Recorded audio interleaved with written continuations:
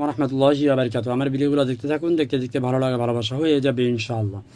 ভোলায় ইসলামী বক্তাকে কুপিয়ে হত্যা করেছে দুর্বৃত্তরা। ভোলায় দারুল হাদিস কামিল মাদ্রাসা শিক্ষক উপজেলা জামে মসজিদ খতিব এবং ইসলামী বক্তা মাওলানা মোহাম্মদ আমিনুল হক নোমানীকে কুপিয়ে হত্যা করা হয়েছে অজ্ঞাত দুর্বৃত্তরা।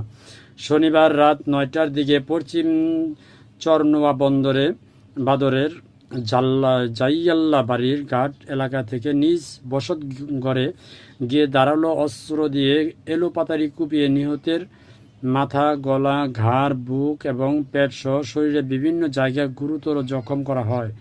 এ সময় তার ঘরে তিনি একা ছিলেন।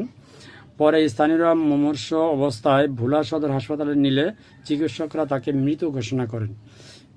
মাওলানা আমিনুল হক নোমানীকে হত্যার বিষয়ে এলাকাবাসী এবং নিহতদের স্বজনরা কেউ কিছু বলতে পারছে না। স্থানীয়রা জানান তার সাথে কারো কোনো বিরোধ ছিল না। পুলিশ ঘটনাস্থলে গিয়ে তথ্য সংগ্রহ করেছে।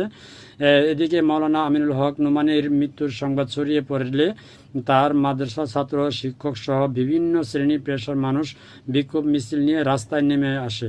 তারা নোমানীর হত্যার বিচার দাবি করে। খবর হচ্ছে বিডি প্রতিদিন।